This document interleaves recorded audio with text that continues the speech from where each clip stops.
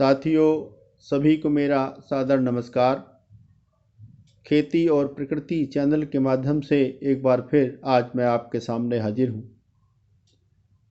साथियों, जैसा कि हम सब लोग जानते हैं कि आजकल हम जो खेती कर रहे हैं वह बाजार आधारित खेती कर रहे हैं, रसायन आधारित खेती कर रहे हैं।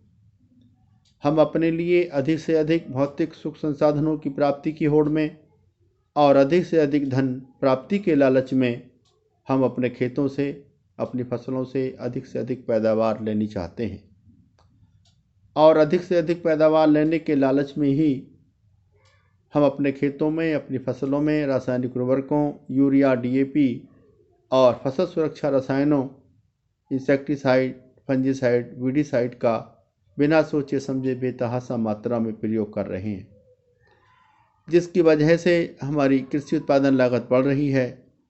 उत्पादन नहीं बढ़ रहा है, बल्कि जो उत्पादन हमें प्राप्त हो रहा है वह रसायन युक्त प्राप्त हो रहा है, जिसके खाने से, जिसके उपभोग से हम आप सब नाना प्रकार की गंभीर बीमारियों की चपेट में आते चले जा रहे हैं।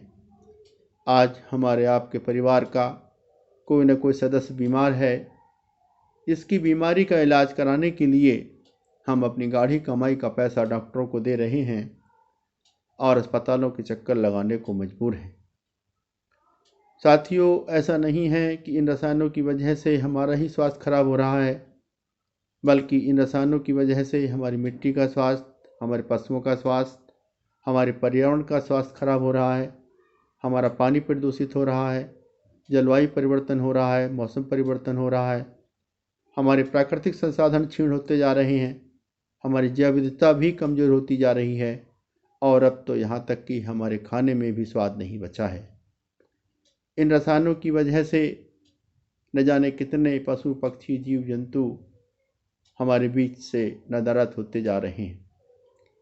साथियों, यदि हम ये चाहते हैं कि हमारा स्वास्थ्य बेहतर रहे, हमारी मिट्टी का स्वास्थ्य, हमारे पशुओं का स्वास्थ्य, हमारे पर्यावरण का स्वास्थ्य अच्छा बना रहे, हमारे प्राकृतिक संसाधन क्षीण ना हो, हमारी जैव विविधता मजबूत बनी रहे, हमारे खाने में स्वाद रहे, मौसम परिवर्तन ना हो, जलवायु परिवर्तन ना हो, तो इसके लिए ज़रूरी है कि हम रासायनिक उर्वरकों, फसल सुरक्षा रसायनों की तरफ से अपना ध्यान हटाकर प्राकृतिक खेती, परंपरागत खेती, जैविक खेती की तरफ ध्यान दें। हमें चाहिए कि हम अपनी मिट्टी के भौतिक, रासायनिक और जैविक गुणों में सुधार करें। अपने खेतों में भारी मशीनरी का प्रयोग ना करें। अपने खेतों में सूक्ष्म जीवों की संख्या को बढ़ाएं, उनकी क्रियाशीलता को बढ़ाएं। अपने खेतों में केंचुओं की उपलब्धता को बढ़ाएं।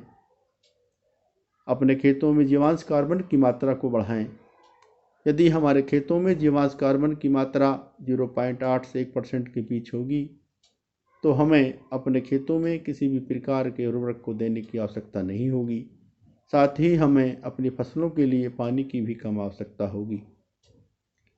हमें चाहिए कि हम अपने खेतों की मोटी मोटी मेंढ बनाएं ताकि वर्षा का जल खेत से बाहर न जाने पाए। अपने खेत की मेंढों पर अपनी आवश्यकता के अनुसार, अपनी रुचि के अनुसार पेड़ लगाएं ताकि उन पेड़ों पर पक्षी अपना बसेरा बना सकें और हमारी फसलों की निगरानी कर सकें। अपने खेतों के निचले हिस्से में छोटे छोटे तालाब बनाएं। अपने गांव, खेत खलिहानों में जो पुराने तालाब हैं उनका जीर्णोद्धार करें।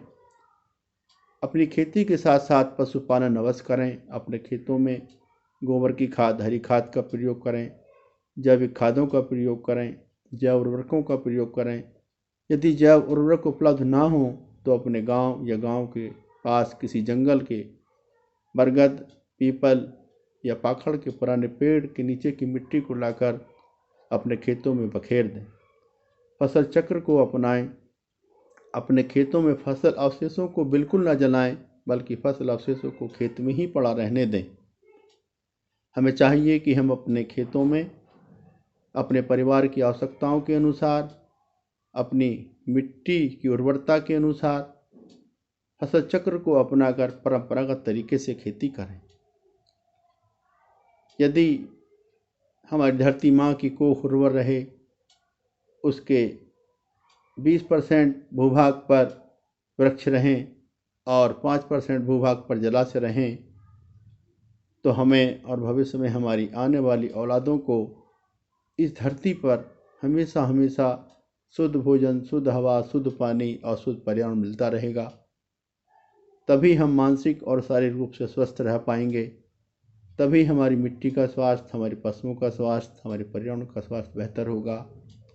तभी हम अपने प्राकृतिक संसाधनों को और जैव विविधता को नष्ट होने से बचा पाएंगे